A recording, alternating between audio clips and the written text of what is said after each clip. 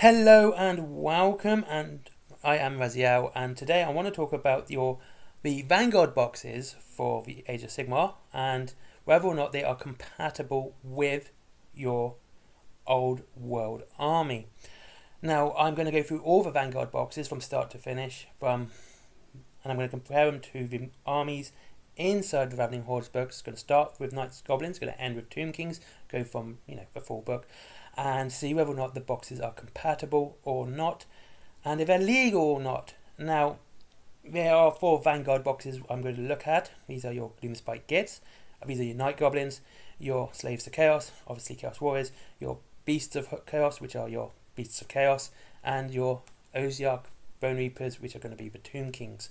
Now, obviously, you could have issues with people who you play don't want to use Age of Sigmar models, but these are legitimate Games Workshop models, and Games Workshop does say they have to use Games Workshop models in their games. So, fine. Any form of loophole you can use, I don't care. As long as you have fun with your games and you have a good starting point. Now, first things first is your Night Goblins. Now, this is actually kind of a weird one because, first things first, the Night Goblins the shooters and stabbers within the box are actually the old world models already, so these are old world models. And the other thing is, you're going to have to make the Loon Boss a War Boss just to sort of work this out. And while I was looking at this and thinking about this, I actually don't think it's legal because of the points of the Night Goblin mobs. Now, the Loon Boss is 55 points. The Night Goblin mobs are 37 points a mob, so that's 74 points. Your Squig Hoppers, which are fantastically fun to use, are, I believe, 120 something points. They are 126 points, and the Trolls, obviously the Troggoths, are 123 points. Now altogether that is 499 points. Whereas the rare part is absolutely legal. You are underneath the 50%, the special part, you are underneath your 50% points. However, the Goblins are not. The Goblins are not high enough to make 25% of your points cost at only 74 points. So this isn't a legal box. You're going to have to get at least 2 more boxes of Goblins just to make this legal and have that 25% point rise. Which is a bit of a shame really, because they are nice looking models and it's great for a Goblin army to actually do that. And it's a shame that even if you upgrade them as well, you never hit that 25% mark. And like I said, you're going to have to at least buy 1 more box, maybe 2, just to make them legal. It's a bit of a shame really, because Night Goblins are super fun to use. They're a nice fun little army for anyone. And they are more the lighter side of the old world. They're a lot of levity. I mean, even the book shows the comedic sides of them. One of the reasons they hate the elves is because they smell of soap. It's fun to use, but unfortunately, no. This box isn't legal as is. You are definitely going to have to get something more core units just to build them up, which is a crying shame. And the worst part of this, because of their low points cost, you cannot buy a second box to boost it, because you're going to have the same issue again. It's only 75 points, 74 points for them. It's a bit of a crying shame. Anyway, saying that one not being compatible, the next one is the Slaves of Chaos. This one is absolutely compatible. I don't even have to really look at the book, because 2 of the units are core units, so they straight away make up the 25% that you need. These are your Warriors and your Knights. They are core units within the book. You have an Exalted Champion on foot, and you have a Chaos Chariot. Yeah, this is fantastic, and it's almost 600 points on its own, and I like this. Well, the Exalted Champion is 125 points. Again, I'm not adding any marks of chaos. I'm not adding extra points to this. This is just the basic point value that you get. The Warriors of Chaos. God, I love this book. This book is so good that I know exactly where I need to go. It's 136 points. The Chaos Knights are, again, I know exactly where to go. 135 plus 6. That's 141 points.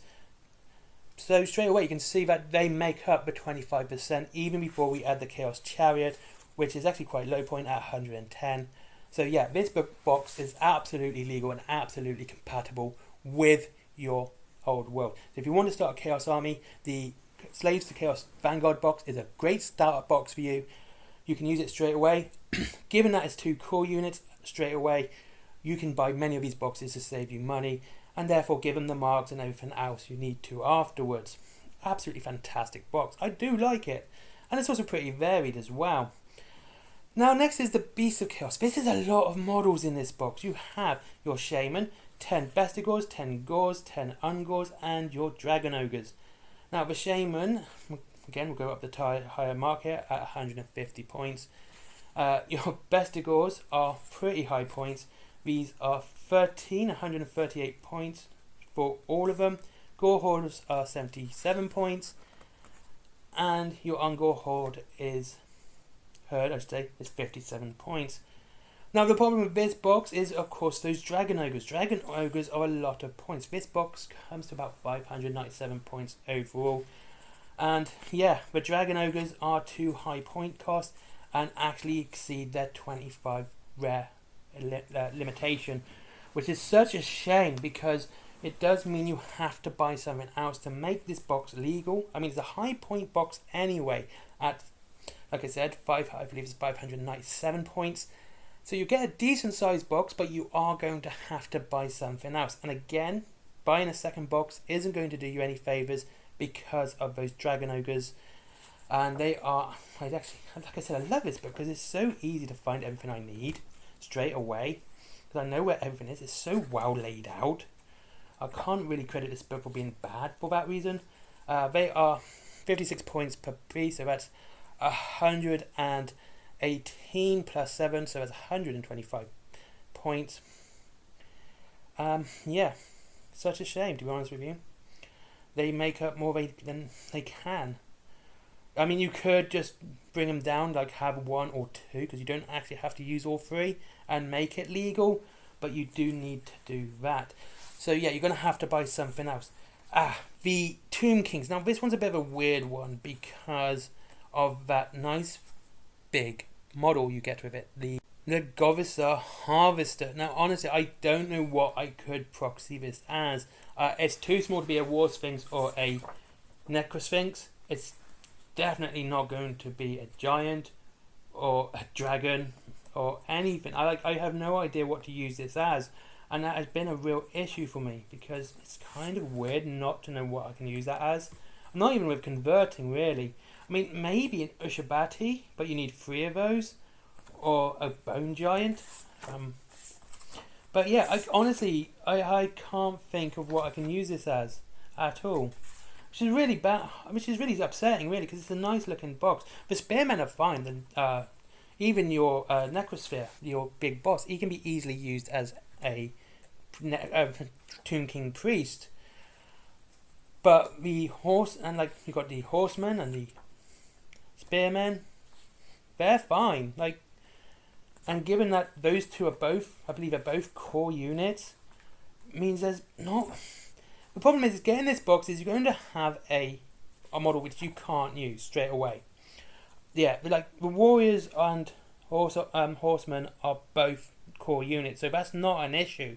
And like I said, you can use a Tomb King or a High Priest as your Necrosphere as one of those.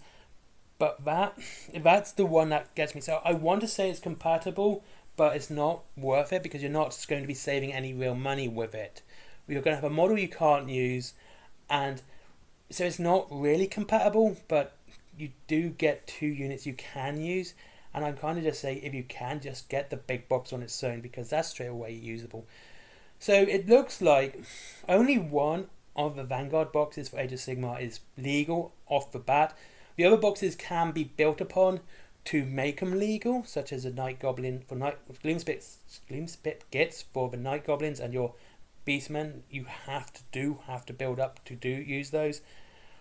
But other than that, and honestly, it's a bit of a shame really because if I could think of something for that Gossipher Harvester to be used in a Tomb King's army, like it's not big enough for a dragon, it's not big enough for a War Sphinx, and every other sort of unit needs something else. I mean, you can't even use it as a giant, so yeah, it's a bit of a shame. So out of all of them, there's only one that is legal off the bat, which is Slaves to Chaos. definitely get that if you're doing chaos. It's going to save you a lot of money in the long run. And there is, unlike the last box, which you had the demon steed, well, that weird dragonish thing, which you could use as a demon steed. This one you can't. You don't have that. You just have a normal exalted champion on foot, so he's easily enough to be whatever you need him to be, and easily converted for different weapons. But yeah, so basically it's one which is compatible and legal off the bat, whereas the others you are going to have to build upon. And like I said, I don't think the Tomb Kings one, the Ozark Reapers is worth it for Tomb Kings because of that big monster. And that's it. Anyway, thank you very much for watching. I hope you enjoyed this video. See you all again in the next one. And I'll see you again soon. Links to winning games down below if you wish to save 20% off your Warhammer, and free delivery up to £20. There is also Forbidden Planet for comics, DVDs, plushies, toys, all that cool stuff. There is also my merchandise, which everyone else does, except I have comics, which I made and did myself, and they're well worth a read. I enjoyed them. If you want to see Little Red Riding Hood go up against Lovecraftian monsters and cyborg werewolves. Thank you very much for watching. I hope to see you in the next one, and leave your thoughts down below.